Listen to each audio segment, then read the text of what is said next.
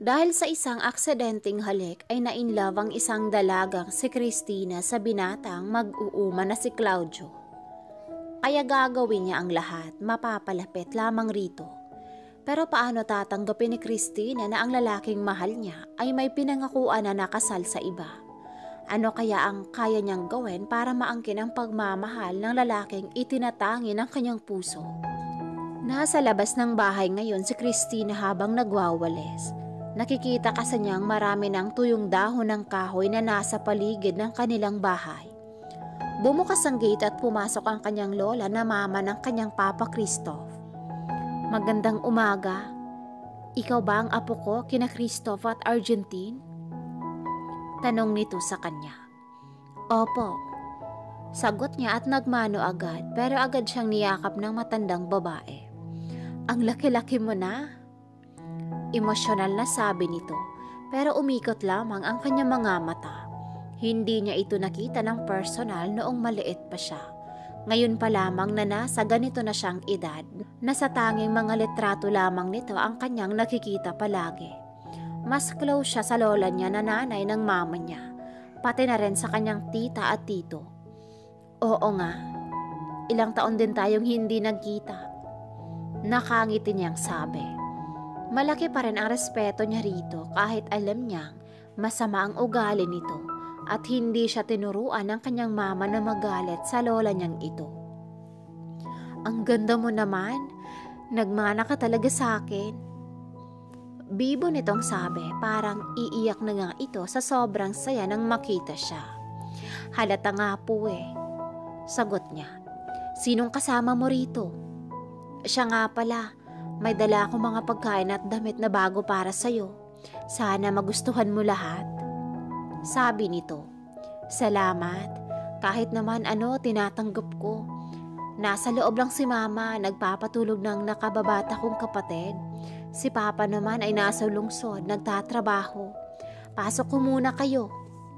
Sabi niya rito. Sige. Pumasok na ito habang kasama nito ang isang babae na may dalang payong at pinapayungan ito pagpasok niya. Lahat alam niya ang tungkol sa love story ng mga magulang niya, kung gaano kaayaw ng lola niya noon sa mama niya. Kaya siguro nandito ito ngayon para makipag-ayos. Nang gabing iyon ay nasa sala silang nakaupo lahat kaharap ang kanyang lola kasi dumating na ang kanyang papa galing lungsod. Anong ginagawa mo dito, mama? Masaya na ho kami sa buhay namin, kaya wag mo na kami ang guluhin pa. Niraraos ko naman ang pamilya ko na hindi kailangan ng yaman na meron kayo. Sabi ng kanyang papa. Nakita niya kung paano namutla ang kanyang lola. Hindi ako nandito para manggulo, Christoph. Nandito ako para makipag-ayos at gusto ko makita ang mga apo ko at humingi na rin ng tawad kay Argentine. Sagot ng kanyang lola na hilaw ang mga ngiti. Huli na ang lahat para sa pakikipag-ayos mo, mama. May mga puso na nasasaktan.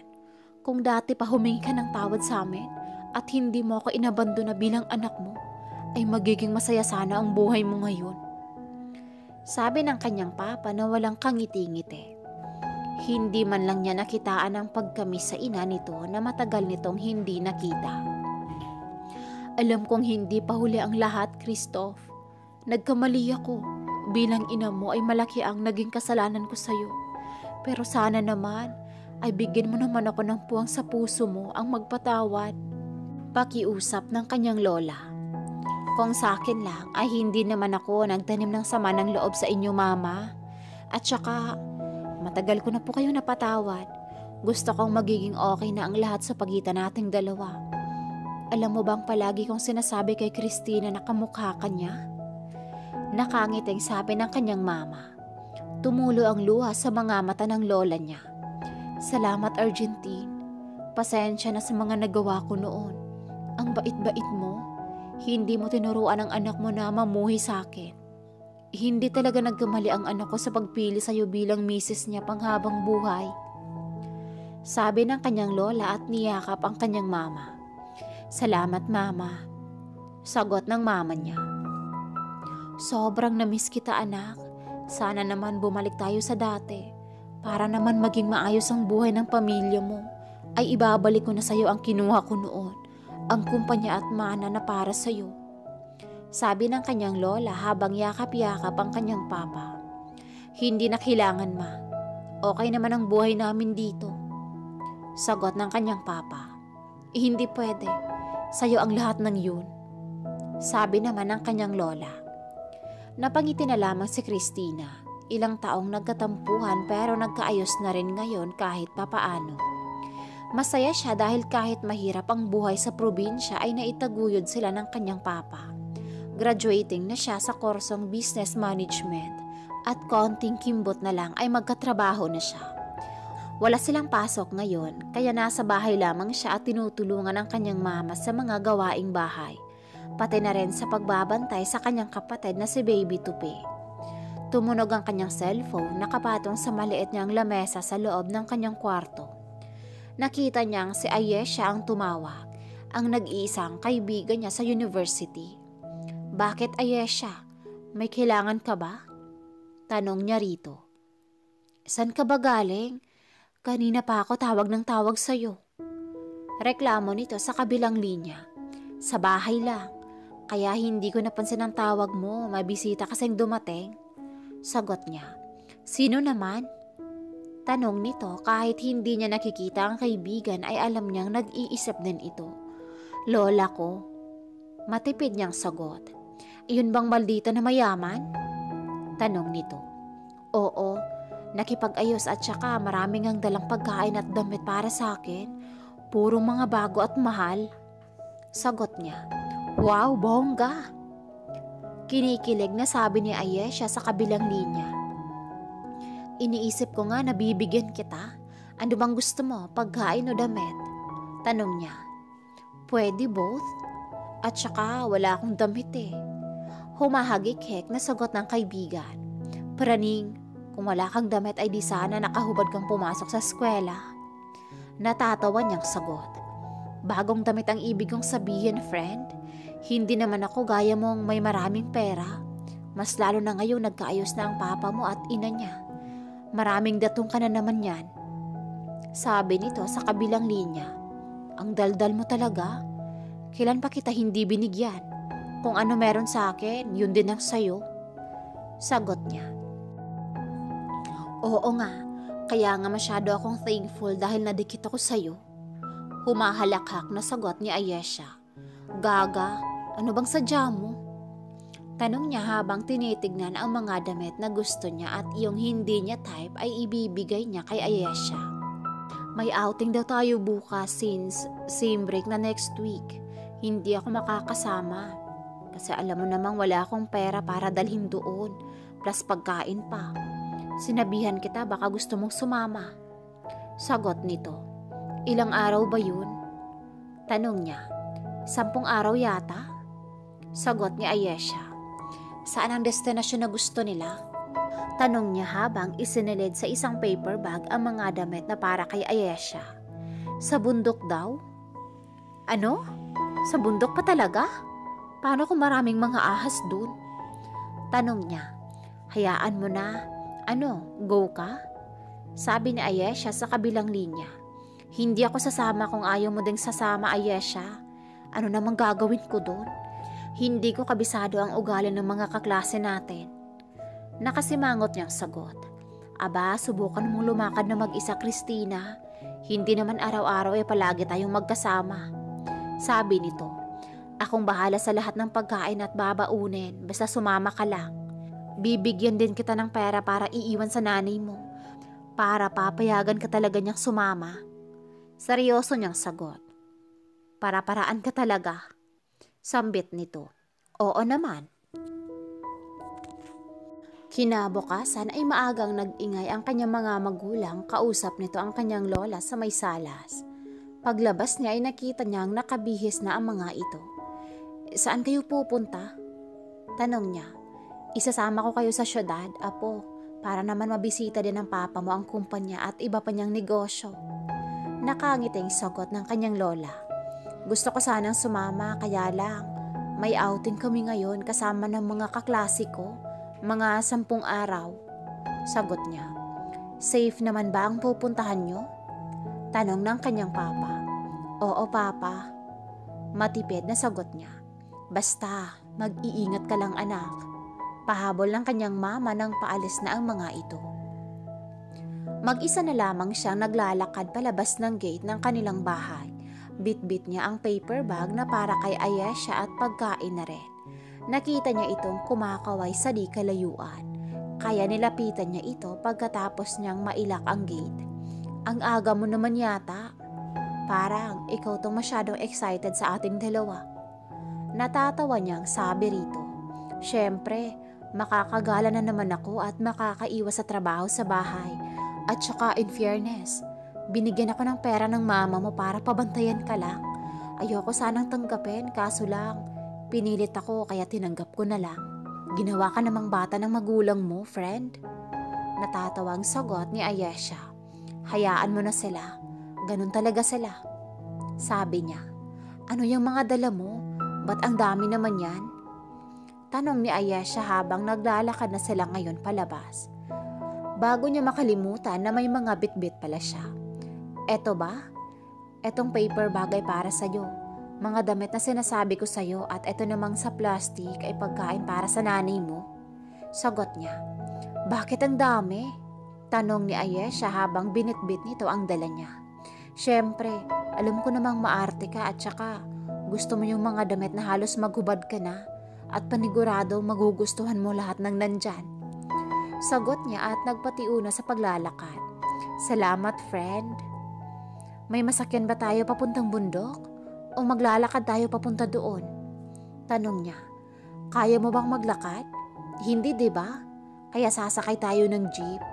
Paniguradong nag-arkila na ang mga maarteng kaklase natin. Umikot ang matang sagot ni Ayesha. Nasa labasan na sila kaya bago pa sila hahanap ng pwedeng masakyan. Para papuntang bayan ay binigyan muna niya ng pera si Ayesha para ibigay nito sa nanay nito. Umuwi ka muna saglit sa inyo at ibigay mo itong pera sa nanay mo at pagkain na rin. Bilisan mo, hihintayin kita rito. Sabi niya, oo. Pagkaalis ni Ayesha ay naghanap siya agad ng masasakyan kasi kapag dadating na ang kaibigan ay agad na silang makakasakay.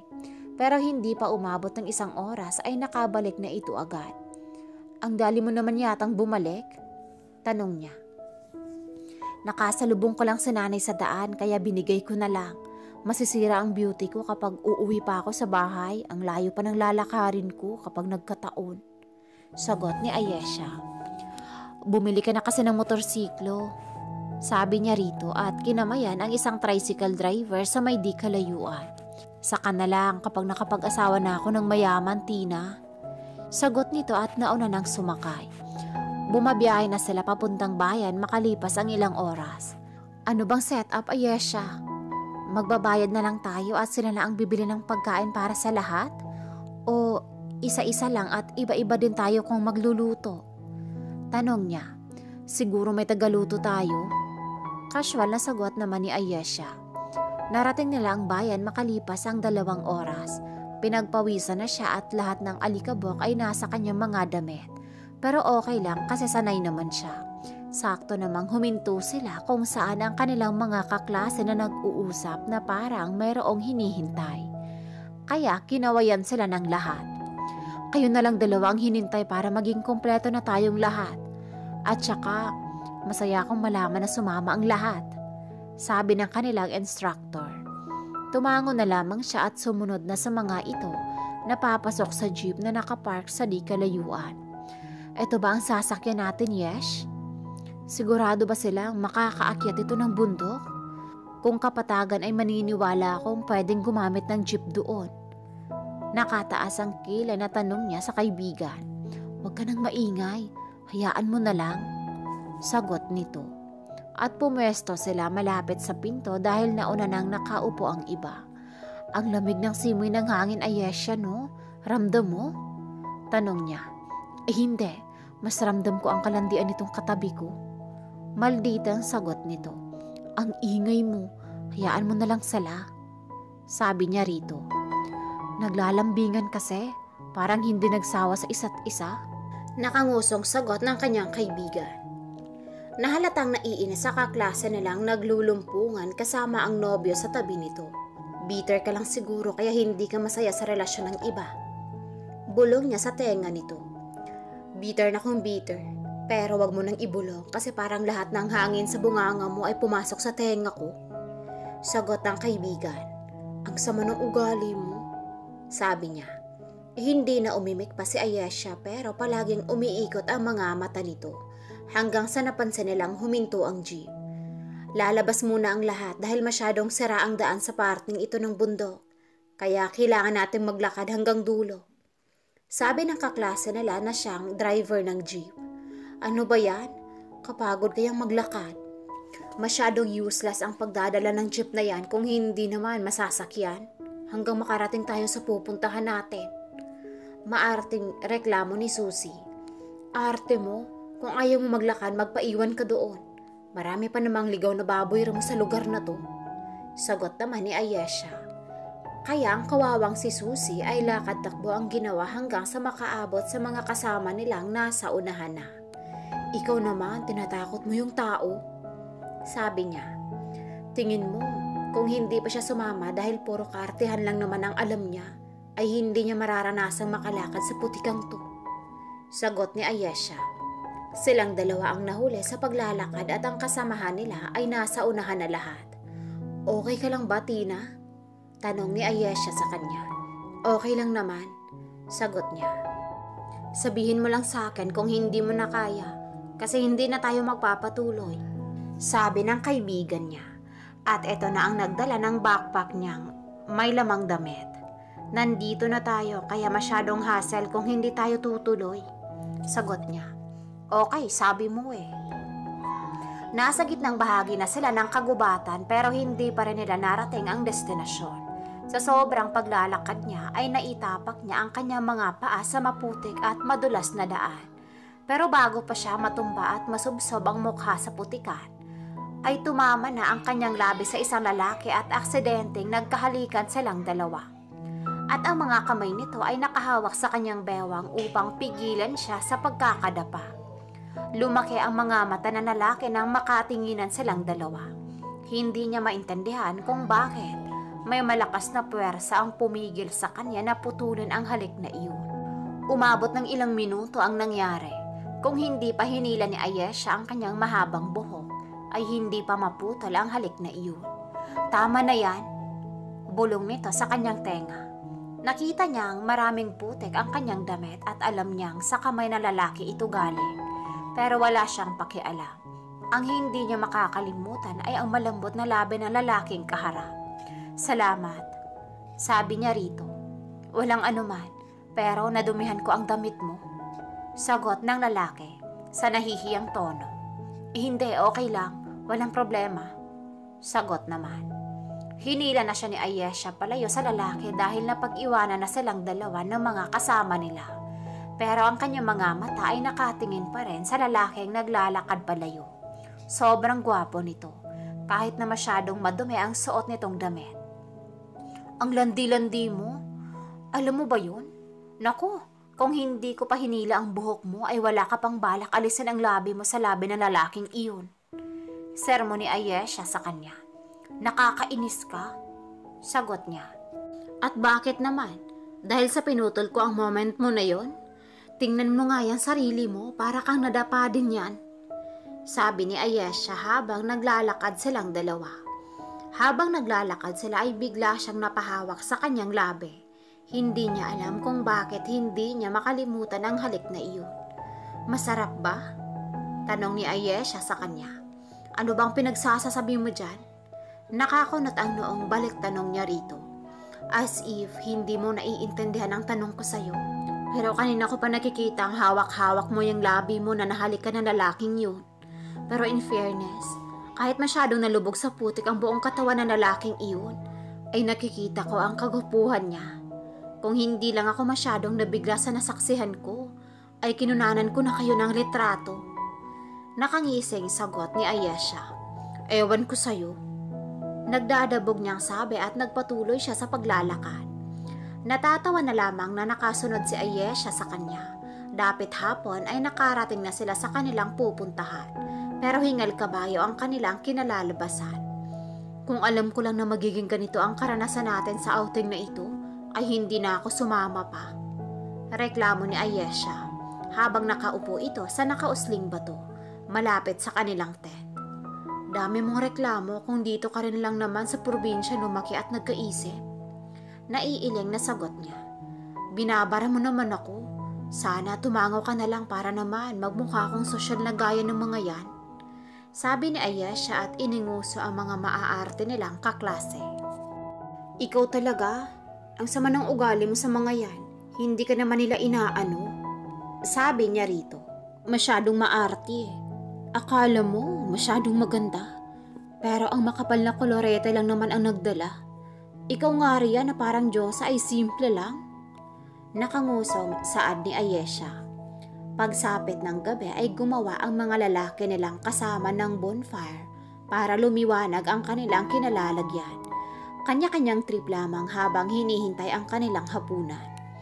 Okay ka lang ba, Christina? Tanong ni Kelvin nang tumabi ito sa kanya. Oo, medyo napagod lang sa paglalakad. Tipid na sagot niya. Ganyan talaga kapag hindi sanay sa pagpunta sa bundok. Kaya itong alaksan para sa sakit ng katawan yan. Sabi nito at binigyan naman siya ng isang bottled water. Salamat. Si Ayesha, hindi mo ba bibigyan? Tanong niya. Isa na lang ang natira pero sanay sa paglalakad niyang si Ayesha. Sagot ni Kelvin, habang natatawang nakatingin sa kaibigan niya. Hindi naman ako nanghihingi Tumaas ang kilay na sagot nito. Oo nga, sabi ni Kelvin at umalis na ito sa tabi niya. Ikaw talaga, napakasama ng ugali mo. Sabi niya rito. Siya naman itong masyadong papansin Ang sabihin mo, ikaw lang itong gusto niyang bigyan. Mataray na sagot ng kanyang kaibigan. Nagsiselos ka ba? Tanong niya rito. Mukha ba akong nagsiselos? Reklamo ni Ayesha. Hindi nga ba? Kung hindi ko alam na gusto mo si Kelvin, ay maniniwala ako sa iyong hindi ka nagsiselos. Natatawa niyang sabi. Tingnan mo ang babaeng to. Ang galing gumawa ng kwento. Sagot ni Ayesha. Hindi ako manunulat kaya hindi ako marunong gumawa ng kwento. Tanging nasabi na lamang niya. Makalipas ang ilang minuto at napapalibutan nila ang kanilang ginawang bonfire habang kumakain. Sino naman kaya ang nag-iisip na dito tayo sa lugar na ito mag-outing? Gusto kong bigyan ng award. Sabi ni Ayesha, napapailing na lamang si Christina. Alam mo, sa lahat ng nandito, ikaw itong maraming reklamo. Sagot niya. Oo, kasi tayo lang namang dalawa ang walang kapareha rito. Sabi ni Ayesha habang kumakain. Nandiyan naman si Kelvin. Pwede mo siyang ayain na maging kapareha mo hanggang sa matapos itong outing na ito. 10 araw lang naman. Sagot niya. As if gusto ko makapareha niyan. Masyadong mapili, hindi naman kagapuhan. Nakasimangot na sabi ni Ayesha. Hindi napigilan ni Christina ang mapatawa ng sobrang lakas. Kaya nakatingin ang lahat sa kanyang gawi. Pero hindi na lang niya pinansin ang mga ito. Hindi ka naman maganda, kaya masyado kayong bagay na dalawa. Pagbibiro niya sa kaibigan. Ikaw na itong masyadong maganda. Bilisan mo na dyan kasi gusto ko nang magpahinga ng maaga. Masyadong matalino itong nakaisip ng ganitong ganap. Parang hindi tayo maabutan ng 10 araw nito. Tsugi na tayo kasi ang dilim ng buong paligid. Kahit anong oras ay may sasakmal sa mga liig nating lahat. Pwera sana kung sila lang ang kakainin ng mga ligaw na hayop dito. Mahabang sabi ni Ayesha at nauna nang pumasok sa loob ng kanilang tent. Ano ba kasing outing ang gusto mong mangyari? Tanong niya rito habang sinusundan ito papasok. Iyong sa syudad at walang mga mababangis na hayop at hindi tayo maagang bawian ng buhay. Sagot ni Ayesha at nagbihis na. Siya naman ay lumabas saglit at naghilamos saka pumasok sa loob. Nagbihis na rin siya saka humiga sa tabi ni Ayesha. Naririnig pa niya ang nagigitara nilang mga lalaking kasama. Pero makalipas ang ilang oras, ay tahimik na ang lahat. Siguro, nagsipagtulog na rin ang mga ito. Nakapikit na ang kanyang mga mata pero ang kanyang diwa ay bumabalik sa kung saang aksidenteng nagkahalikan sila ng lalaking iyon. Hindi niya alam kung bakit gusto niyang makita ito ulit. Tulog ka na ba, Tina? Tanong ni Ayesha. Ano na naman ang kailangan mo, Ayesha? Balik tanong niya rito. Ang tahimik ng buong paligid. Naiisip ko na baka kapag nakatulog tayo ay papasukin tayo ng mga ahas dito sa loob. May pag-aalalang sagot ni Ayesha. Matulog ka na, kung saan-saan na umabot yung iniisip mo. Sabi niya rito. Ipinikit na niya ang kanyang mga mata at hindi na niya namalayan ang lahat. Kinabukasan, pagkagising niya ay ang mukha na agad ni Ayesha ang kanyang nakita. Napahagikik siya nang makitang naging kulay itim ang ilalim ng mga mata nito dahil sa walang tulog. Natulog ka pa ba sa lagay na yan? Para ka ng walking zombie sa itsura mo. Natatawa niyang sabi sa kaibigan. Nakakainis naman to eh. Totoo ang nararamdaman kong takot kagabi. Kaya eto, ang sakit ng ulo ko dahil hindi nakatulog. Sagot nito. Ikaw naman kasi, masyadong matakutin. Parang hindi sanay. Nasa probinsya tayo lumaki uy. Sabi niya rito. At nagsimula ng maglakad palayo sa kanilang tent. San ka pupunta, Tina? Tanong nito sa kanya habang ang laki ng hakbang makasunod lamang sa kanya. May pupuntahan lang saglit. Huwag ka nang sumama kasi. Hindi ka pa nga nakamumog. Amoy laway ka pa. Sabi niya rito at nagpatuloy sa paglalakad. Huminto ka nga muna saglit. Kung makapaglakad ka ay parang memoryado mo na ang daan. Hintayin mo ko rito. Maghihilamos lang ako at magbibihis. Sabi nito sa kanya at pinanlakihan pa siya ng mga mata.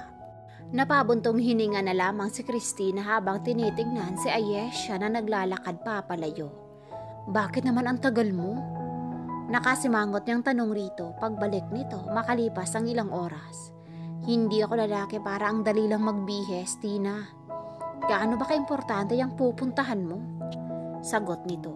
Sumunod ka na lang. Ang dami mo namang tanong. Sabi niya. At nagsimula na silang maglakad. Tahimik lang si Ayesha sa kanyang likuran. At huminto na sila sa pagtatanong. Mas sobra nang maputik ang daan kaysa noong kahapon na pagdaan nila rito. Teka lang, dito yung muntik kang madulas, hindi ba? Anong gagawin natin dito? Tanong nito sa kanya. Tumahimik ka nga muna, Ayesha. Saway niya rito. Pumunta siya sa gilid ng daan at sumuksok siya sa malalagong damo. Bakit ka nandito, Tina? Nahihibang ka na ba? Huwag mong sabihin sa akin. Nabubuang ka na dahil lang sa aksidenteng halik na iyon. Tanong nito sa kanya. Ang dami mong tanong at ang ingay mo pa. Sabi niya rito.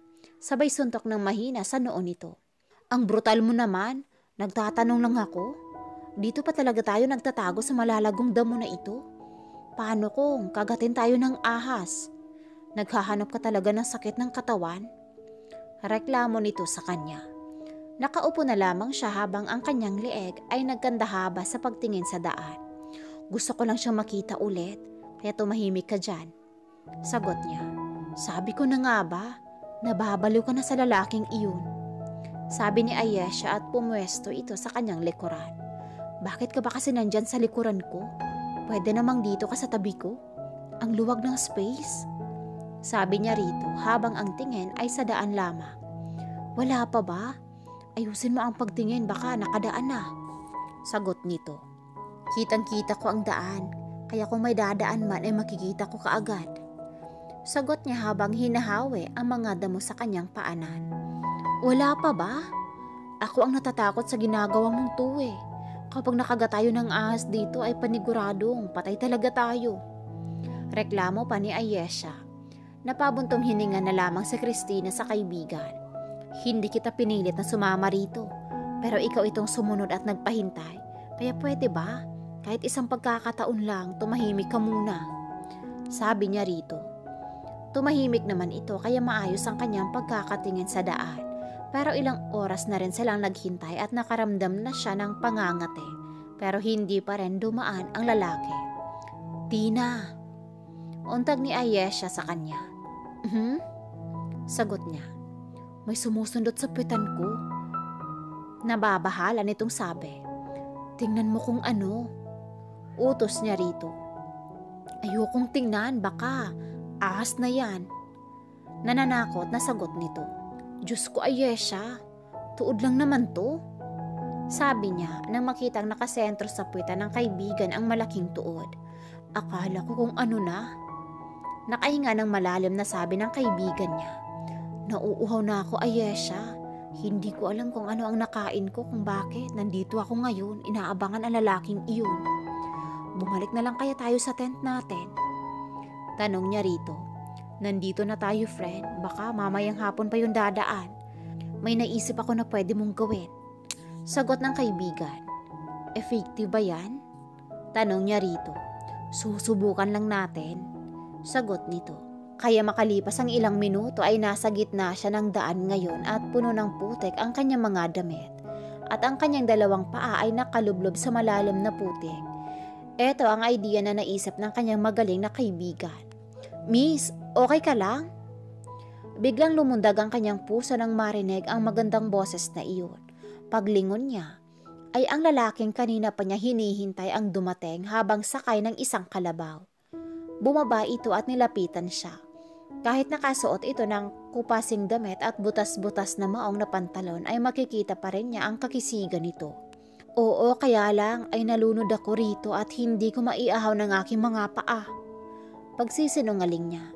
Ganun ba? Halika, tutulungan kitang iahon dyan. Sabi nito. Nilagay nito ang dalawang kamay sa ilalim ng kanyang kilikili at hinila siya paitaas. Saka naman pinunasan gamit ng kamay nito ang kanyang nadumihang mukha. Salamat, sabi niya. Walang anuman, pero dahil sa masyado kang madumi ay sasamahan muna kitang hugasan ang damit mo sa may batis rito. Hindi naman masyadong malayo kaya okay lang ba na lakarin na lang natin? Sagot nito. Okay lang ba sa'yo? Baka nakaistorbo na ako. Tanong niya. Hindi naman at saka papauwi na ako. Sagot nito at nagsimula ng maglakad sa malalagong damuhan. Paano ang kalabaw mo? Tanong niya habang nakasunod rito. Babalikan ko na lang yan. Sagot nito. Sinenyasan niya agad si Ayesha na sumunod sa kanila. San ka pala nakatira? Tanong niya rito habang inaalis ang mga damo sa kanyang dinadaanan. Malayo rito pero nasasanay na akong lakarin pa uwi. May umahan kasi ako sa malapit rito. Mga mais at gulay ang tinatanim ko. Ikaw ba? Kasamahan mo ba yung mga naglalakad kahapon? Tanong nito sa kanya. Habang pinuputol ang mga damo para makadaan siya ng maayos at siya naman ay palagi lamang nakatingin sa likuran nito. Ngayon lamang niya nakitang gwapo pala ito sa malapitan at ang tangos ng ilong. Oo, mga kasamahan ko sila at saka nandito kami para mag-outing. Hindi naman siguro delikado sa lugar na ito, no? Tanong niya. Hindi naman at saka safe naman sa lugar na ito kahit papano. Sagot ng lalaki. Makalipas ang isang oras na paglalakad ay narating na nila ang batis. Hugasan mo na ang buong mong katawan. Diyan ka lang sa gilid kasi malalim na yung gitna. Utos nito sa kanya at umupo sa nakausling kahoy. Lumusong naman siya sa mababaw na bahagi ng batis tsaka hinugasan ang parte ng kanyang damit kung saan may mga putik. Wala bang mga bahay sa lugar na ito? Tanong niya. Meron naman, pero doon sa isang sitio lamang. Parang sa isang barangay, maraming bahay pero dito ay wala na. Sagot ng lalaki.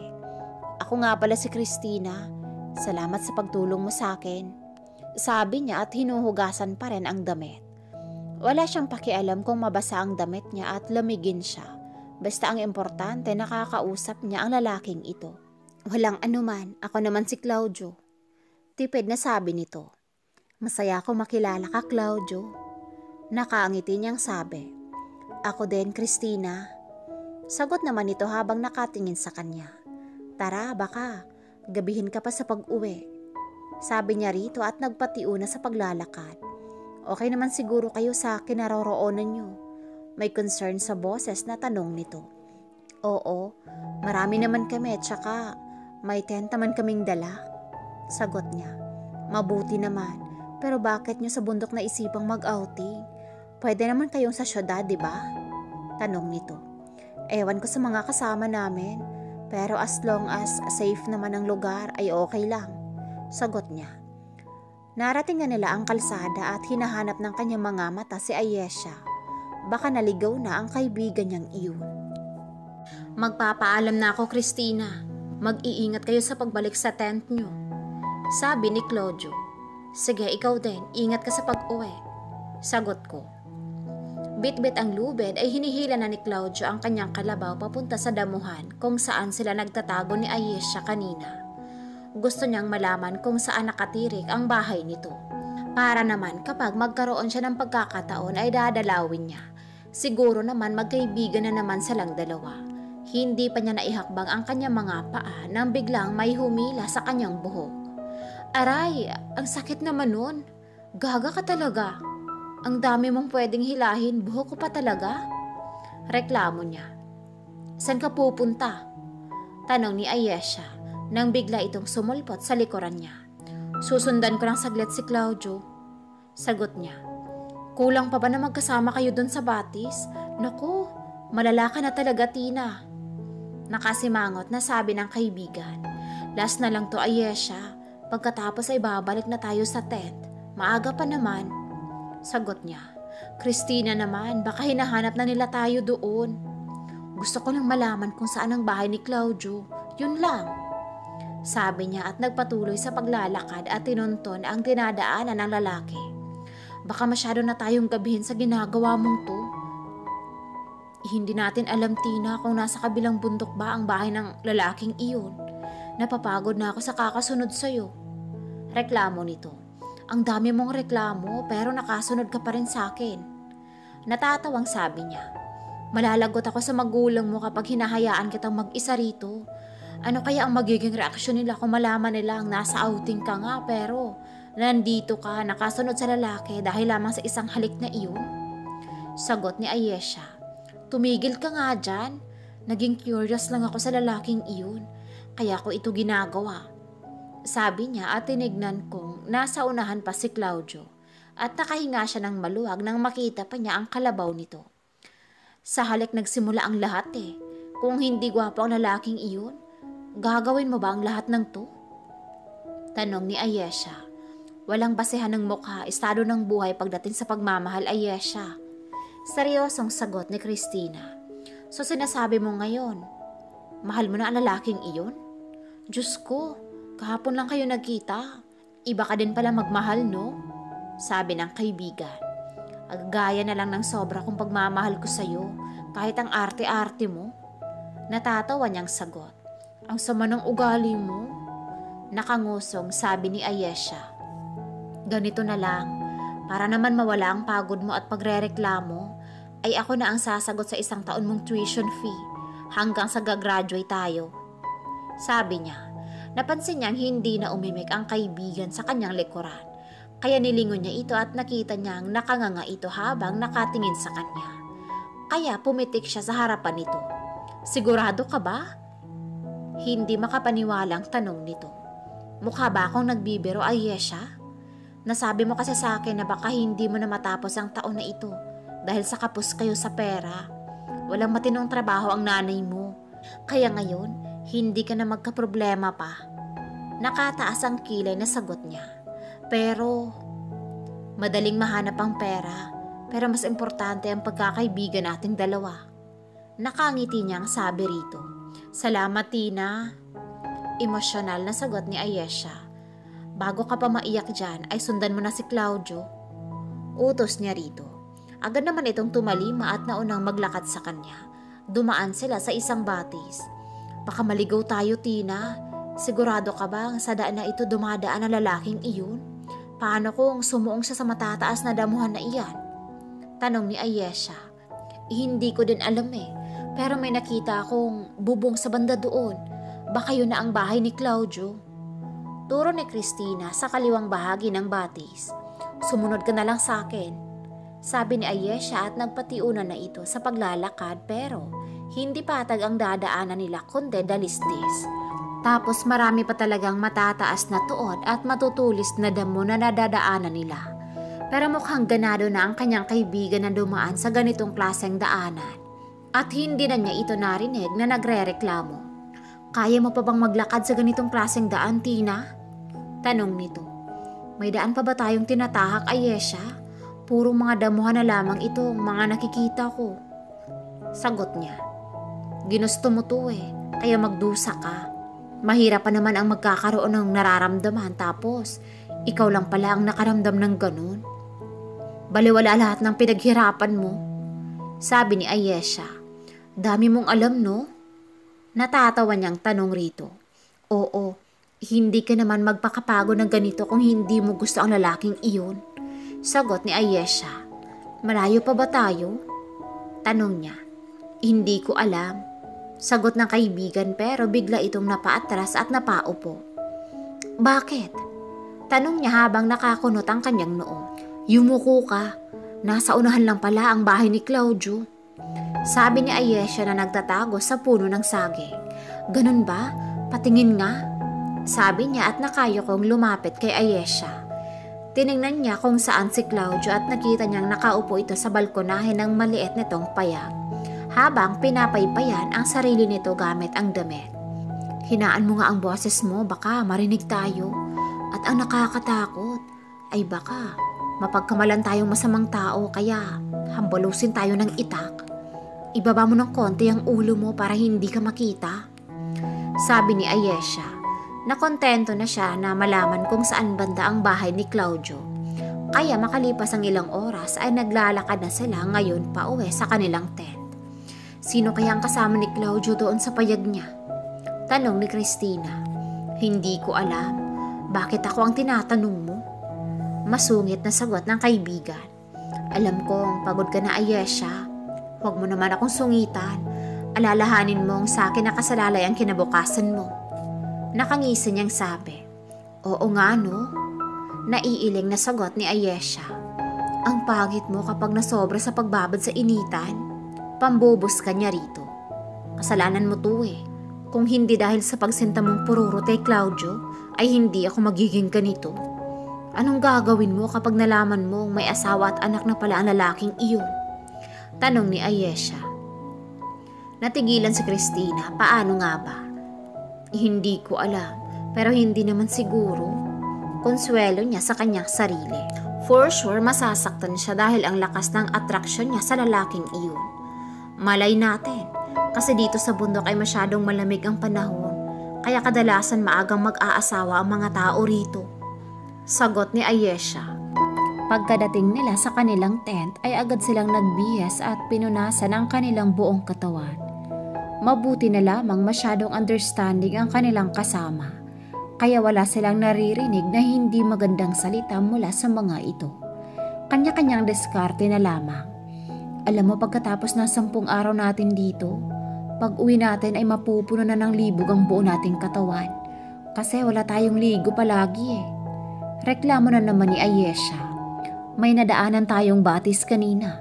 Kung naligo ka man lang saglit doon, mawawala pa yung libag mo at saka malalamigan pa yung utak mo. Sagot niya habang nagbibihis. As if malinis ang batis. Subukan mong maligo, purong katinang katawan ang aabutin mo. Makakuha ka pa ng an-an at alipunga. Kadalasan naliligo ang mga kabayo at kalabaw ay sa sapa. At iyong iba, ginawa pang kasilyas kasi hindi na masyadong hassle. Pagkatapos mong tumae ay maanod na yan. Sa kakasandok ng tubig at ibanlaw mo pa sa puwetan mo. Natatawang sabi ni Ayesha. Marumi nga? Napahalakhak niyang sagot. Pagkadating ng gabi ay pareho na silang nakahiga ni Ayesha. Mahimbing na ang tulog nito sa kanyang tabi at humihilik pa. Samantalang ang kanilang mga kasamahan ay nasa labas pa nagkakantahan.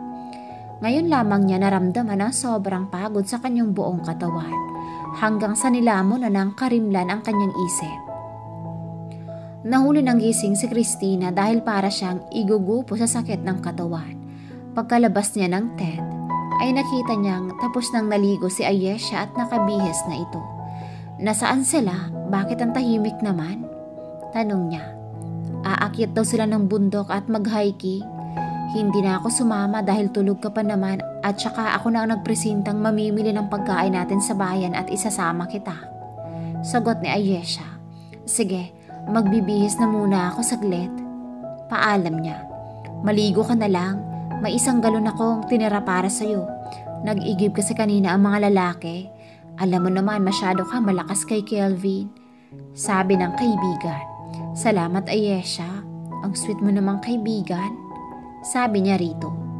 Huwag ka sa akin magpasalamat doon sa admirer mong si Kelvin. Naiinis na sagot nito. Naiiling na lamang siya habang naliligo. Binasa na lang niya ang kanyang damit dahil wala naman siyang pagtataguan ng kanyang sarili kung maghubad siya. Ilang minuto ang nakalipas ay nasa daan na sila. Lalakarin lang ba natin hanggang bayan? Tanong niya kay Ayesha. Hindi. Patay na tayo bago pa makarating sa pupuntahan natin. Siyempre, nandoon na si Josh naghihintay sa atin. Siya ang magmamaneho ng jeep. Sagot ni Ayesha. Napansin niyang napahagikik si Ayesha sa kanyang tabi habang dahan-dahan lamang sila sa paglalakad. Okay ka lang Ayesha? Tanong niya rito. Oo. Natatawa lang kapag naiisip ko ang itsura natin dito kahapon. Sagot nito. Saka naman niya nakuha ang ibig nitong sabihin. Kaya nahampas niya ito sa braso. Ilang oras din ang naging biyahe nila bago nila marating ang bayan. Pumasok sila sa malaking tindahan ng mga pagkain. Bibili ka rin? Tanong ni Ayesha. Hindi, para ito kay Claudio. Ibibigay ko lang sa kanya. Sagot niya. Wow, ang masasabi ko lang ay isa kang hulog ng langit. Tanging sabi ni Ayesha. Ang ingay mo, ayusin mo na lang ang inuutos nila sa'yo. Baka may makalimutan ka pa. Sagot niya. Tapos na, friend. Anong gusto mong bilhin para sa sarili mo, Ayesha? Tanong niya rito nang mapunta sila sa gadget store. Wala naman. Ilalaan ko itong pera ko sa mga gastusin sa bahay. Sagot ng kaibigan. Gusto mo ba ng bagong cellphone? Kasi luma na yung ginagamit mo ngayon. Sabi niya sa kaibigan at tumingin-tingin sa mga nakahilerang bagong cellphone. Naku, wag na. Nakakahiya naman sa'yo, baka may paggagamitan ka sa pera mong yan. Tama na yung nilibre mo ko ng 1 taong tuition fee. Sagot ni Ayesha. Pero napansin niyang napatingin ito sa stante ng cellphone. Para hindi ka mahiya ay utangin mo na lang, tsaka mo bayaran kapag nakapagtrabaho ka na. Sabi niya rito. Sure ka? Tanong nito. Oo. Umuwi silang dalawa na maraming dala. Naiwan ang jeep sa baba kaya si Josh na lamang ang pinakarga nila sa kanilang pinamili at pinauna sa kanilang tent at si Ayesha naman ang nagdala ng para kay Claudio. Baka wala si Claudio sa bahay niya ngayon. Sabi ni Ayesha nang magsimula na silang maglakad. Hindi ko alam, siguro. Hintayin na lang natin siya hanggang sa umuwi. Sagot naman niya. Ilang oras din ang kanilang ginugol bago marating ang bahay ni Claudio sa itaas at walang tao. Kaya hinintay na lamang nila ito. Si Ayesha ay hindi napigilang makatulog sa sobrang pagod. Masyadong pagod sa buong araw na pagtatrabaho sa bukid si Claudio. Kaya dahan-dahan silang naglalakad pa uwi sa kanyang bahay. Pero bigla siyang nagtaka nang makita si Christina na nakaupo sa kanyang balkonahe. Ang babaeng ilang araw pa lang niyang nakilala. Hindi niya maiwasang maisip ang una nilang pagtatagpo na aksidenteng lumapat ang kanilang labi sa isa't isa. Magandang tanghali, Christina. Napadalaw ka yata? Tanong niya rito pagkalapit niya. Dumating ka na pala, Claudio. Nakangiti nitong sagot. Oo, mabuti na lang pala naisipan kong umuwi. Kung hindi, hanggang gabi kayong maghihintay dito. Sabi niya. Wala kasi ang mga kasamahan namin, may pinuntahan sila. Hindi na kami sumama pa. May dala ako para sa'yo. Tinuro nito ang isang karton at mga plastic na nakapatong sa bangko niya. Salamat. Hindi ka na sana nag-abala pa. Mabuti na lamang natuntun mo ang tinitirhan kong ito. Tanong niya. Nakita lang namin nung minsang naligo kami sa batis. Sagot ni Christina. Kaya pala, pasok ka muna dito sa loob. Sabi niya rito at pumasok sa loob ng bahay niya. Sige lang, dito na muna ako sa labas. Pasensya ka na kung ang himbing ng tulog nitong kaibigan ko. Sagot ni Christina. Hayaan mo na lang muna siya dyan. Napagod yan siguro sa paglalakad. Sagot niya. Kumain na ba kayo? Tanong niya. Nakaramdam siya ng pagkapahiya sa itsura ng bahay niya. Ngayon lang naman ito may pumuntang ibang tao at mga babae pa. Kahit nga ang nobya niyang si Shai ay ayaw pumunta rito sa bundok. Kahit na ilang beses niyang ayain. Ang gusto nito, siya na lang palagi ang pupunta rito. Hindi pa nga pero busog pa naman ako. Sagot ni Christina. Pero ako Claudio, sobrang gutom na. Ang tagal mo naman kasing umuwi. Sabi ng kaibigan ni Christina habang nakapikit ang mga mata nito. Pasensya ka na. Ang dami ko kasing tinanim ng mga mais. Hindi pa nga natapos. Sagot niya habang nag-aapoy ng mga kahoy. Magsaing siya at magluluto ng ulam para pananghalian. Nakakahiya namang pauuwiin niya ang bisita niyang gutom. Habang si Christina naman ay hindi mapoknat ang ngiti habang nakatingin kay Claudio na nagsasaing sa maliit nitong kusina. Huy, ayusin mo yung sarili mo dyan, friend. Nakakahiya ka. Napaghahalataan ka masyado. Saway sa kanya ni Ayesha sa mahinang boses nang bumangon ito sa kinahihigaan nito. Huwag kang maingay, sabi niya. Ano bang gusto niyong ulamin natin ngayon? Tinolang manok ba na may papaya o purong gulay at lalagyan ng tuyong isda? Tanong ni Claudio sa kanila. Mas masarap yung una mong sinabi kasi ayaw nang tumanggap ng tiyan ko sa mga gulay Si Ayesha naman ang sumagot. Narinig niya kung gaano kaganda ang halakhak ni Claudio. Nakapagsaing na ako ng bigas kaya dito muna kayo. Mangunguha muna ako ng papaya at manghuhuli din ako ng manok. Paalam ni Claudio at lumabas ng bahay. Pwede bang sumama? Sabi niya. Pagtingin niya kay Ayesha ay umiikot ang mga mata nito. Hindi na ako na lang. Nasa likod bahay lang naman ang puno ng papaya. Sagot naman ni Claudio. Pero hindi na siya nagsalita pa bagkos. Sumunod na siya rito sa likod ng bahay. Kumuha na ng hindi gaanong kataasang sungkit si Claudio at nanungkit na ito ng bunga. Masaya sigurong mamuhay dito sa bundok, no? Masyadong payapa. Sabi niya. Oo. Umatras ka muna ng konti baka matamaan ka. Sagot nito. Umatras naman siya habang napapatingin sa buong paligid. Hindi ka ba nalulungkot kapag ganitong nag-iisa ka rito? Tanong niya rito habang pinupulot ang mga nahulog na papaya. Hindi naman, nasanay na ako at saka walang pumupunta sa lugar na ito. Hindi naman sa delikado kundi ang layo at saka masyadong sira ang daan, lalo na kung umuulan. Ngayon lang nagkaroon ng bisita itong bahay. Sagot nito.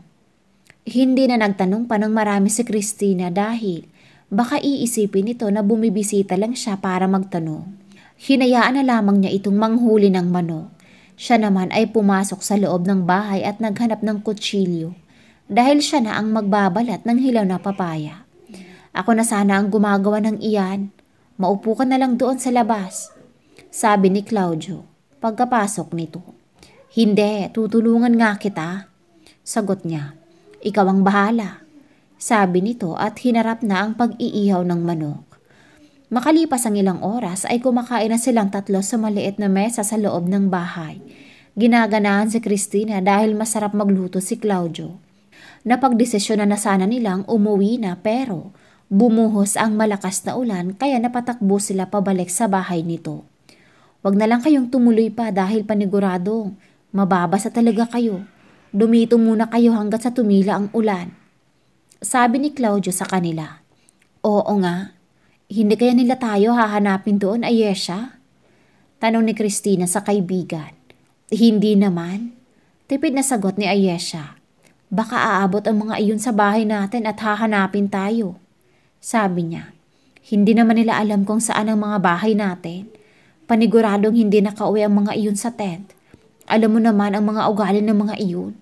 Parehong wanderer. Kaya kung saan-saan na yun, nakakarating. Sagot ni Ayesha. Sabi mo Hanggang sa gumabi na lamang ay hindi pa rin humihinto ang ulan. Dito na lang kayo matutulog at saka dalawa naman ang kwarto nitong bahay ko. Pero pagpasensyahan nyo kasi hindi malambot ang higaan. Alanganing sabi ni Claudio. Naku, okay lang.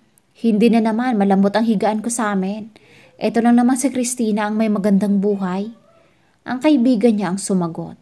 Pinanlakihan niya ito ng mga mata. Sobrang daldal talaga. Makalipas ang ilang oras ay mag-isa na lamang siyang nakaupo sa balkonahe.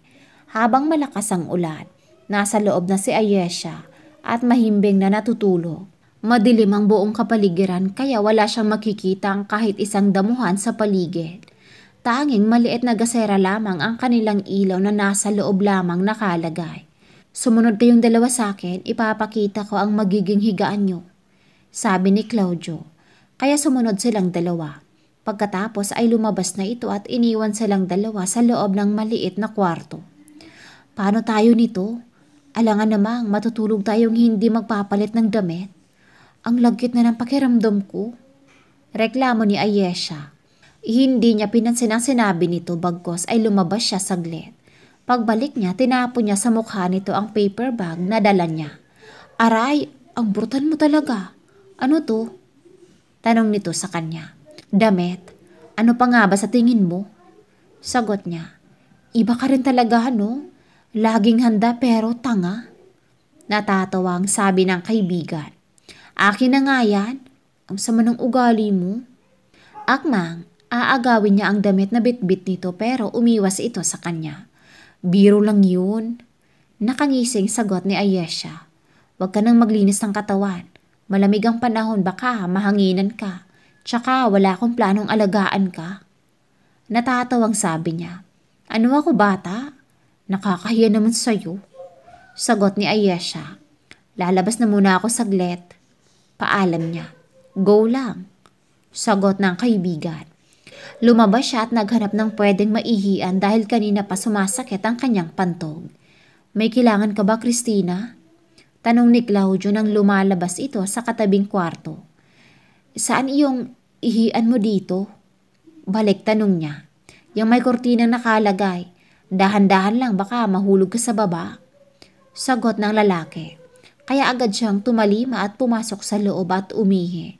Makalipas ang ilang oras, ay tapos na siya sa pagbibihes. Pero hindi pa naman siya inaanto kaya naisipan niyang lumabas muna sa balkonahe at magpahangin. Ang dilim ng buong paligid at ang lamig ng panahon at para bang walang planong tumila ang ulan. Naramdaman niyang parang may kumot na nakalagay sa kanyang likuran. Masyadong malamig ang panahon. Hindi ka ba makatulog? Tanong ni Claudio. Hindi. Ikaw, bakit hindi ka pa natutulog? Balik tanong niya rito. Hindi pa kasi ako inaantok. Inumin mo muna to. Sagot nito at binigay sa kanya ang basong gatas. Salamat. Nakangiti niyang sagot. Pasensya na kung pinakialaman ko na ang mga pinamili mo. Sabi ni Claudio at napatingin sa buong paligid. Okay lang. Para naman sa'yo ang lahat ng iyon. Nagustuhan mo ba ang mga binili kong damit? Nagkasya naman ba ang lahat ng iyon sa katawan mo? Tanong niya. Oo, salamat. Akala ko nga pagkain lang ang dala mo nung tinignan ko. May mga damit palang kasama. Magkano ang lahat ng iyon? Babayaran ko. Sagot ni Claudio. Nako, huwag mo nang bayaran. Regalo ko ang lahat ng iyon para sa'yo. Sabi niya. Lumalalim na ang gabi at nilalamig na rin siya. Naisip niyang ang sarap sigurong makulong sa bisig na lalaking katabi niya. Hindi niya maiwasang humikap. Matulog ka na, Christina. Sabi nito sa kanya. Oo, salamat itong kumot. Sagot niya. Nauna na siyang pumasok sa loob ng kwarto at tumabi ng higa sa kaibigan niya. Kinabukasan ay maagang nagising si Claudio pero mas nauna pala ang mga bisita niya. Hindi na kami magtatagal pa, Claudio. Kailangan na namin bumalik ng maaga sa tent namin. Sabi ni Ayesha sa kanya paglabas niya sa kwarto. Sige. Hindi na ba kayo mag-agahan pa? Tanong niya. Doon na lang kami kakain. Sagot nito. Nasaan si Christina? Tanong niya. Nasa labas na naghihintay. Kaya agad siyang lumabas at nakita nga niyang nasa labas na si Christina. Nakangiti ito nang magtama ang paningin nilang dalawa. Salamat sa pagpapatulog sa amin ng isang gabi. Sabi nito. Walang anuman. Tipid na sagot niya. Kumakaway ang mga ito sa kanya habang naglalakad pababa hanggang sa nawala na ito sa paningin. Nang mapag-isa ay naisipan niyang dalawin sa bayan ang kanyang nobyang si Mercy. Makalipas ang ilang oras ay nasa harapan na siya ng tindahan nito sa palengke. Busy ito sa pag-iistima sa mga bumibili pero nang magtama ang kanilang mga mata ay, "Mabuti at naisipan mo pa ang dalawin ako." Magaspang na tanong nito. Walang pakialam kung may ibang taong makakarinig. "Alam mo namang masyadong busy sa bukid." Naiinis na sagot niya. "Sigurado kang sa bukid ka galing?" Nakataas na kilay na tanong nito. "Ano bang klaseng tanong yan, Mercy? San pa ba ako pwedeng pumunta?" Sagot niya. "Bakit parang maiba sa itsura mo ngayon? Siguro nakahanap ka na ng iba." Galit na sabi ng nobya. "Ano ka ba naman, Mercy? Ngayon lang ulit tayo nagkita tapos ganyan pa ang magiging asal mo?" Galit na rin niyang sagot. "Bakit? Pusturang-pustura ka ngayon. Parang galing ka sa pakikipag-date?" Sigaw ni Mercy. Kaya agad niya itong hinila papasok sa inuukupan nitong kwarto. "Ang kitid naman ng utak mo, Mercy. Nakabihis lang ako ng mabuti ay ginagawa mo na ng issue." Napahilot sa sentido ang sagot niya. Ito ang damit at pantalon na binili ni Christina sa kanya. Mas lalo na siguro nangangalaite sa inas ito kapag nalaman itong babae ang nagbigay nitong damit na suot niya. "Ano bang gusto mong maramdaman ko? Gayong ilang buwan din bago ka nagpakita sa akin." Sabi ni Mercy pero may inis pa rin sa tono nito. "Hindi ko nakasalanan yan. Dahil sa kung gugustuhin mo ay pwede ka namang pupunta sa akin doon sa bukid. Marami ka kasing mga dahilan. Pwede mo namang ihabilin itong tindahan mo sa mga kapatid mo." Sagot niya. "So, ako pa ang lalabas na masama? Ikaw to lalaki kaya ikaw dapat ang gagawa ng paraan para magkita tayong dalawa." Mataray na sabi ni Mercy. Napahilot na lang sa sentido si Claudio. Matagal silang hindi nagkita pero nauwi sa away ang lahat. Masyadong maldita itong si Mercy, tanging ang pagmamahal lamang niya rito ang dahilan, kaya nagtitiis siya at isa pa. Malapit na silang ikasal. "Nasaan ba ang mga kapatid mo? Utusan mo munang magbantay rito, may pupuntahan tayo." Anyaya niya rito. "Lumakad kang mag-isa mo." Sagot nito. "Ano bang problema mo? Wala nga akong babae. Kaya ako matagal na hindi nakapunta dahil sa marami akong itinanim na mais." Sabi niya rito. Pilit na pinapagaan ang loob nito. Kaya umalis siyang hindi ito na isama pa. Hindi na rin niya ito pinilit. Ilang araw na nang matapos ang outing nila ni Christina, kaya ilang araw na rin niyang hindi nakikita si Claudio. Tinamaan talaga siya ng pana ni Cupido at sumentro ito sa gitna ng kanyang puso. Kaya eto siya.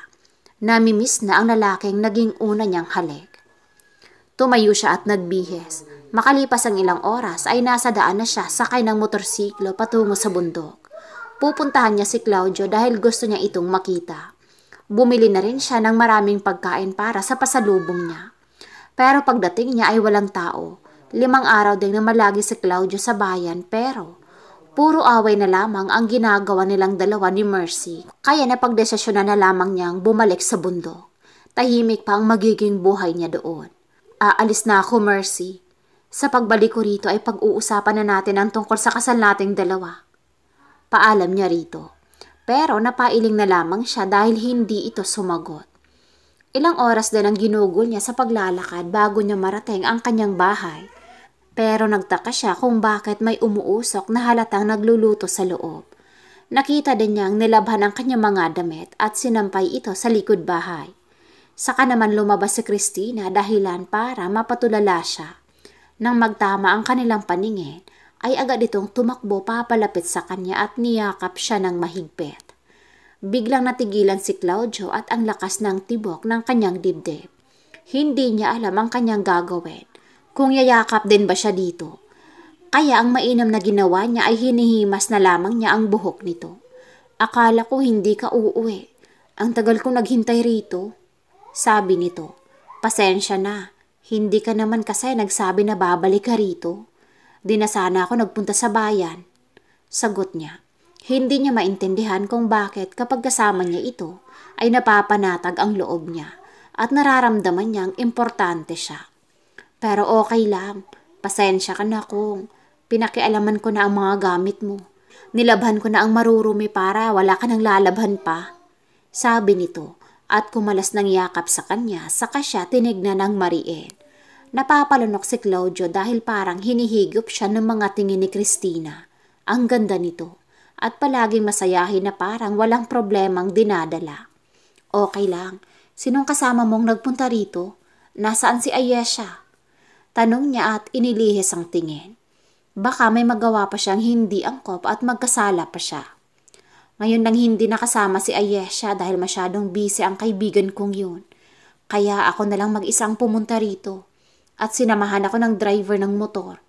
Kilala ka nga niya. Hindi ko na itanong ang pangalan. Sagot ni Cristina. Pero sa susunod ay iwasan mo ang pumunta ritong mag-isa. Hindi natin alam ang panahon. Sabi niya. Oo, halika sa loob. May niluto akong pagkain para sa'yo. Nagutom kasi ako sa paghihintay sa'yo. Sagot ni Cristina at iginiya siya papasok sa loob ng bahay niya. Tara, sabi niya. Nang nasa loob na siya ng bahay ay nakita niyang may nakahanda ng ulam at kanin sa ibabaw ng mesa at may isang pitsil ng juice na rin. Mamaya ka na kumain. Pupunasan ko muna ang mukha mo dahil basa ng pawis. Sabi ni Cristina at kumuha ito ng bimpo at pinunasan ang kanyang buong mukha. Natigilan si Claudio at napatitig kay Cristina habang busy ito sa pagpuna sa mukha niya. Gusto niyang isipin na may nararamdaman ang babaeng ito sa kanya dahil naglalaan talaga ito ng oras para bisitahin siya nito.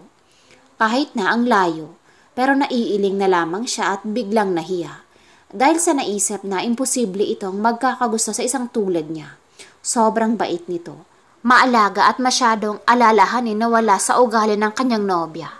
Maraming salamat, Cristina. Sabi niya rito. Masyado siyang naantig sa pag-aalaga nito sa kanya. Kung sino man ang lalaking mamahalin nito ay siguradong napakaswerte. Walang anuman, okay ka lang? Bakit bigla kang naging matamlay? Hindi ka ba masaya na nandito ako? O sadyang naiinis ka na sa pagmumukha ko? Natatawang sabi ni Cristina. Hindi napigilan ni Claudio na mapatitig saglit kay Cristina. Ang ganda nito sa paningin niya at napakaganda ng naging ngiti nito kaya agad niyang hinawakan ang mukha nito at hinalikan niya ang gilid ng labi nito. Saka nagsandok ng kanin at kumain. Marami na siyang kasalanan kay Mercy.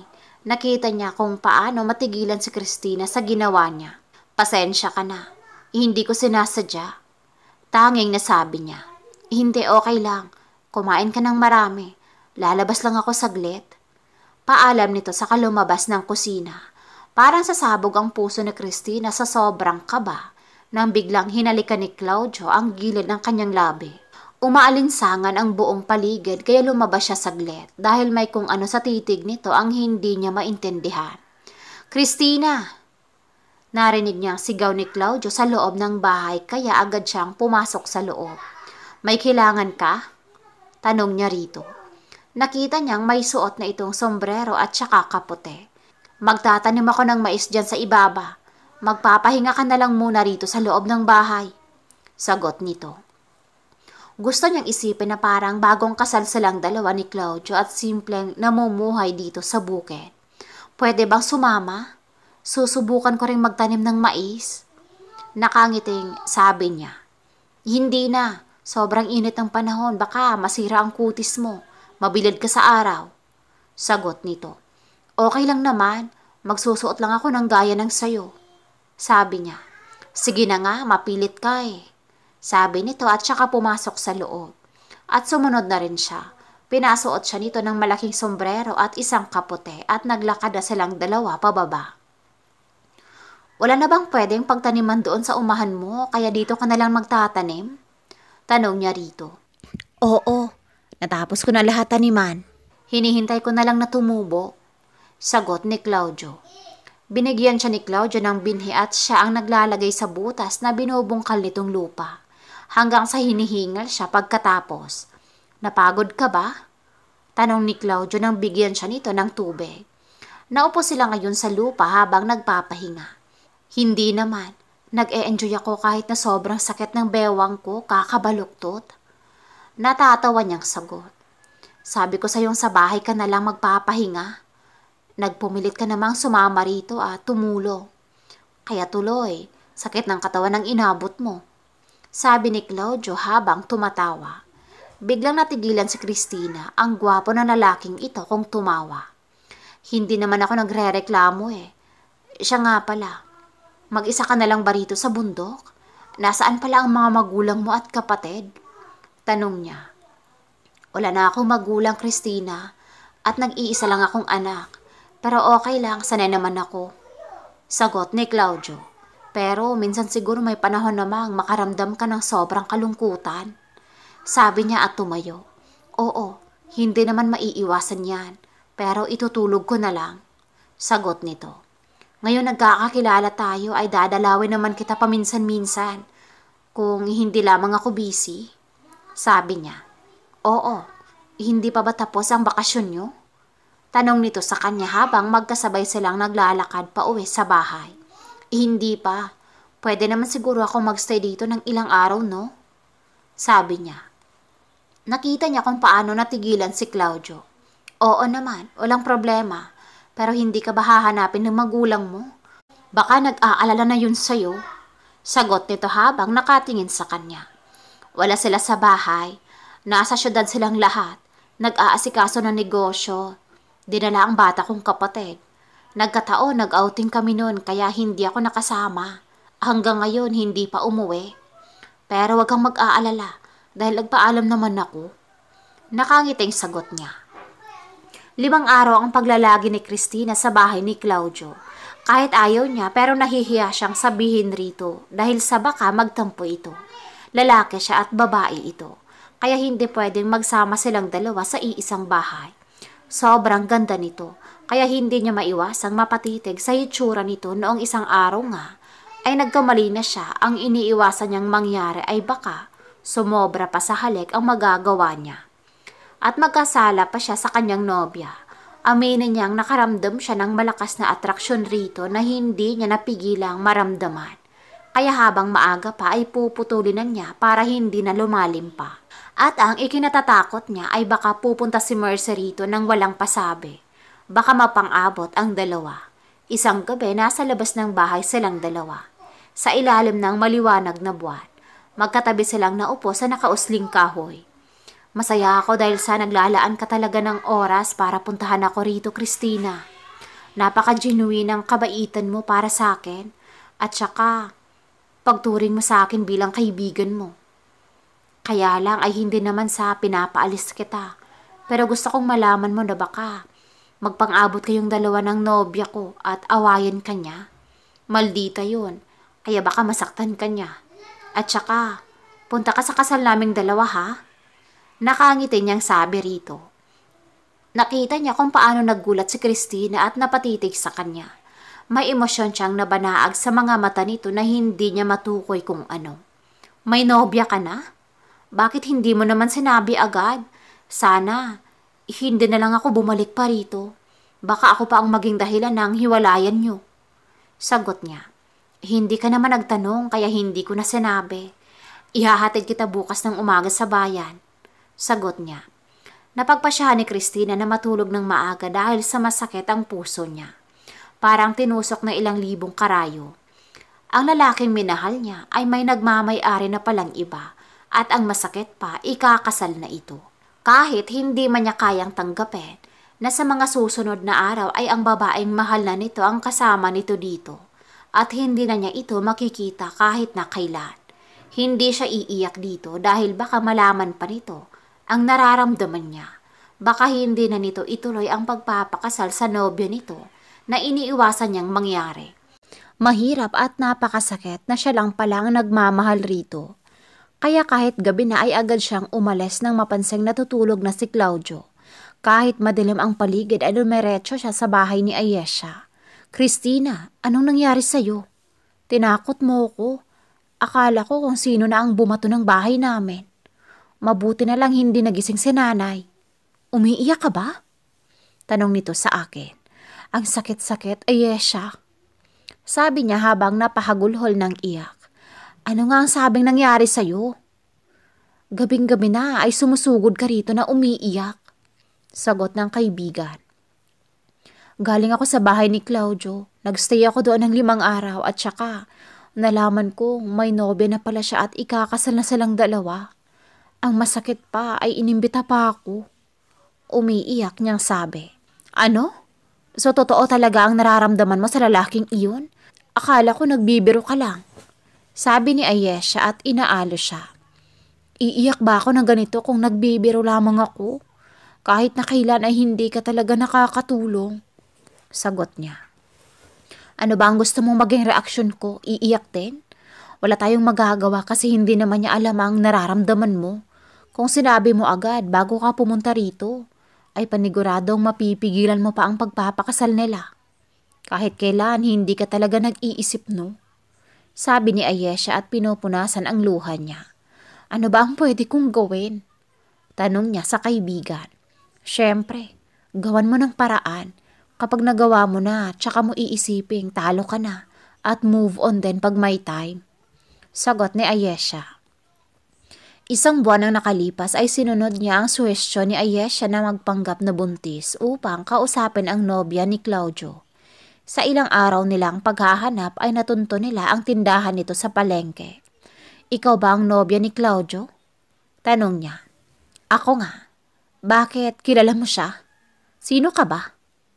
Malditang tanong nito sa kanya. Ako lamang ang babaeng binuntis ng magaling mong nobyo. Sagot niya. Nakita niya kung paano namilog ang mga mata ng babae, pero hindi niya nakita ang nasasaktan ito sa sinabi niya. Bagkos nanlilisik ang mga mata nitong nakatingin sa kanya. Sinasabi ko na nga ba? Kaya pala, ilang buwan din siyang hindi nagpapakita sa akin. Kung nandito ka para maghabol ay huwag mo nang nanaisan pa. Dahil sa itsura mong may class ay hindi mo makakayanang makapag-asawa ng mag-uuma lamang, di ba? Umalis ka na. Bago pa kita kalad ka rin. Mataray na sabi nito. Ang akala niyang mag-iiyak ito pero nagkamali pala siya ng akala. Alam niyang palpak ang plano nila. Kaliwat kanang sampal ang natanggap ni Claudio mula kay Mercy nang dalawin niya ito sa bahay nito. Hayop ka! Ikaw pa itong galit sa mga paratang ko. Pero totoo pala ang lahat ng iyon. Niloko mo lang ako. Sigaw ni Mercy sa kanya. Ano? Ano bang nangyari sa'yo?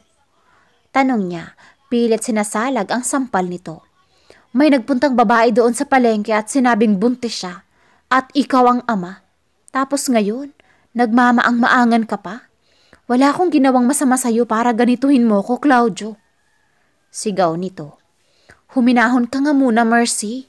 Hindi tayo makapag-usap ng matino dahil sa nagsisigaw ka. Wala akong nabuntis na iba. At saka, sino ba ang babaeng iyon? Tanong niya. Maputi, mahaba ang buhok at mayaman. Sagot ni Mercy. Pero galit pa rin ito nakatingin sa kanya. Hindi ko iyon kilala. Maniwala ka sa akin. Ikaw lang ang babaeng minahal ko at never kong gagawin na mambuntis ng iba. Sabi niya. Maniwala ako sa'yo. Ayoko nang pakasal pa sa'yo. Maghiwalay na tayong dalawa. Pinalasabi ni Mercy. Pero, umalis ka na. Ayaw na kitang makita pa. Sabi nito at sinarahan siya ng pinto. Umalis si Claudio sa bahay ng kanyang nobya na masama ang loob at iniisip niya kung sino ang babaeng sinasabi ni Mercy. Pumasok sa isip niya si Christina at nakaturo rito ang binanggit ni Mercy. Hindi niya lubos maisip na sa maamo at mabait nitong itsura ay magagawa nitong manira ng isang magandang relasyon. Pero hindi pa siya sigurado hanggat hindi niya ito makakausap. Ang problema ay kung saan niya ito hahanapin. Kaya naglalakad na lamang siya ngayon at aburido. Gusto niyang magpapaliwanag kay Mercy pero hindi siya nito pinakinggan. Nahahati ang isip niya ngayon. Noong isang araw ay bigla na lamang umalis ng gabi si Christina pagkatapos niyang sabihin rito na ikakasal na siya at iniisip niya na baka may nangyaring masama rito. Nang papatawid na siya ay nahagip ng kanyang mata si Christina na pumasok sa loob ng tindahan. Agad niya itong nilapitan at hinila palabas. Bitiwan mo ko, sabi nito habang pilit na makawala sa hawak niya. Mag-usap tayong dalawa. Gusto kong aminin mo sa akin ang ginawa mong pagsisinungaling sa nobya ko. At gusto ko ring malaman kung bakit mo ginawa iyon. Sagot niya. Ano bang pinagsasasabi mo? Gumagawa ka naman ng kwento? Sabi ni Christina. Mukha ba akong marunong gumawa ng kwento, Christina? Dahil sa ginawa mo, hiniwalayan ako ni Mercy at hindi na matutuloy ang kasal naming dalawa. Sagot niya habang nakatingin rito. Nakita niya kung paano nag-iba ang mood ni Christina. Ang mabait nitong anyo ay naging mabagsik na. Anong gusto mong marinig mula sa akin, Claudio? Na ang tanga-tanga ko dahil minahal kita? Napakamanhid mo naman eh. Hindi ko gagawin ang lahat ng iyon kung wala akong nararamdaman para sa'yo. Talo na ako nung inamin mo sa akin magpapakasal ka na at may nobya ka. Alam ko namang wala kang naging kasalanan dahil kusa ko lang itong nararamdaman. Pero wag mo naman akong sisihin dahil nagmahal lang ako ng isang taong hindi pwedeng mahalin. Sagot ni Christina na nakatitig sa kanya. Nakatulala lamang si Claudio, hindi pala siya nagkamali ng hinala na may nararamdaman ang babaeng ito sa kanya. Pero si Mercy ang mahal ko. Kung talagang yan ang nararamdaman mo, ay sana hinayaan mo na lang ako na maging masaya sa kanya. Sagot niya. Nakita niya kung paano nasaktan si Christina sa sinabi niya. Walang ano-ano ay naglakad ito papalayo sa kanya. Parang gusto niyang tumakbo at habulin sa kabigyan ng mahigpit na yakap. Pero pinigilan niya ang kanyang sarili. Nagtatalo ang kanyang kalooban. Ang puso niya ay sinisigaw ang pangalan ni Mercy pero tutol ang kanyang isip. Hindi na niya alam ang kanyang gagawin. Kaya napasuntok na lamang siya sa hangin. 2 taon ang nakalipas magmula nang pumuntang abroad si Christina dahil sa sakit ng puso na dinulot ni Claudio sa kanya. Pero kahit anong gawin niya ay hindi pa rin niya ito makakalimutan. Pangalan nito ang palaging isinisigaw ng kanyang puso. Kaya heto siya ngayon bumabalik sa kung saan siya galing. Nasa syudad lamang siya naghihintay sa kung sino mang susundo sa kanya. Malayo pa lang ay kitang-kita na niya ang nakangiting mukha ng kanyang kaibigan. Long time no see, friend. Sabi nito sabay yakap sa kanya. Ganon? Parang hindi tayo palagi nag-FaceTime nito ah. Pagbibiro niyang sagot rito, sabay gante ng yakap. Kahit kailan ang sama ng ugali mo, sumakay ka na nga lang. Utos nito sa kanya. Aba, ang yaman na ng kaibigan ko ngayon na. De kotse at marunong nang magmaneho. Pambubos ka niya rito. Siyempre, ikakasal na pala ako ngayong araw kaya ako na mismo ang sumundo rito sa'yo. Ang swerte mo naman. Natatawang sagot ni Ayesha. Pambihira ka. Wala kang binanggit sa akin kapag nagtatawagan tayo nun. Tapos bigla ka nalang magpakasal. Sabi niya rito sabay batok. Aray, ang sakit nun ah. Sorpresa ko nga sa'yo. Sagot ni Ayesha. Pinasuot siya nito agad ng isang puting gown na hanggang binte ang haba pagkarating nila sa isang beach resort. At nilagyan siya ng isang puting bulaklak na nakapalibot sa kanyang ulo. Teka lang, bakit magsusuot ako ng ganito? Tanong niya rito. Maid of honor kita syempre. Huwag ka na ngang magreklamo. Diyan ka lang at ako'y magbibihis na. Sabi nito sa kanya at iniwan siya sa loob ng kwarto.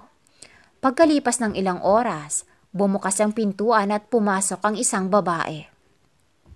Lumabas na kayo dyan, ma'am. Magsisimula na po ang kasalan. Sabi nito. Kaya lumabas na siya at sumunod rito at humantong sila sa buhangin na may maraming bulaklak na nakapalibot at saka maraming mga tao. Beach wedding pala ang gusto ni Ayesha, sabi ng kanyang isip. Dahan-dahan siyang naglalakad at pilit hinahanap ang kaibigan pero hindi niya ito makita. 2 taon ako naghintay ng makita ka, Christina. Magmula nang umalis ka, saka ko napagtanto na ikaw na pala ang laman nitong puso ko. Aminado naman ako na kaya ka umalis dahil nasasaktan ka sa mga sinabi ko. Napanganga siya nang marinig ang boses ni Claudio. Agad niya nakita ito sa unahan na may bitbit na mikropono. Bigla siyang napaiyak. Naloko siya ng kanyang kaibigan. Ang akala pa naman niya, eto ang ikakasal, yun pala ay siya. Gago ka, Claudio. Sigaw niya. Dahilan para magkatawanan ang lahat. Patawarin mo sana ako na umabot pa ng 2 taon. Kinausap ko na ang mga magulang mo at nasa akin ang basbas nila. Ikaw na lang ang kulang. Buwis buhay ang ginagawa kong to. Kahihiyan ko ang nakasalalay dito kung hindi ka papayag ngayon. Saksi ang lahat ng taong nandito kung gaano kita kamahal. Pero sana naman, hindi masayang ang lahat ng pinaghirapan ko. Hindi man kita kayang bigyan ng bonggang kasal pero kaya kitang bigyan ng panghabang buhay na kasiyahan. Kaya ngayon, tatanungin kita, gusto mo ba akong makasama habang buhay? Tanong nito sa kanya. Walang ano-ano ay bigla siyang tumakbo papunta rito. Agad tumalon at kumandong rito sabay sabi, oo naman, hindi pa ba ako kung ito ang gusto ko? Natatawa niyang sagot at binigyan niya ito ng halik sa labi. Narinig na lamang nila ang palakpakan sa buong paligid. Sige na father, ikasal mo na kami, baka magbago pa ang isip ng babaeng to. Sabi ni Claudio, huwag kang atat. Sagot niya at nagkatawanan ang lahat. Natapos na sila sa kanilang wedding vows at inaanunsyo na ng pare na kasal na silang dalawa. Hindi pa nga nasabi ng pare ang kiss the bride ay agad na siyang siniil ng halik ni Claudio. 2 taon na silang kasal at nandito sila ngayon sa tabing dagat habang naghihintay sa papalubog na araw. Sino ba ang mag-aakala na sa dami ng taong pwedeng magmahal sa akin ay ikaw pa ang napili ng tadhana para makasama ko? Hanggang sa pagtanda nating dalawa? Nakangiting sabi ni Claudio. Oo, masaya din ako na ikaw ang dumating sa buhay ko, kaya mahal na mahal kita. Sagot niya. Mahal na mahal din kita. Pangako ko sa'yo na sasamahan kita hanggang sa pagtanda nating dalawa, kahit napuputi na ang ating mga buhok. Sabi nito at niyakap siya ng mahigpit. Pangako? Sabi niya rito. Pangako? Sagot nito sa kanya at binigyan siya ng halik sa labi. Sa pag-ibig, hindi lahat ng nagmamahal ay may katugon at hindi lahat ng nagmamahalan ay magkakatuluyan. Pero kapit lang na sa bawat sakit ay may darating ding saya.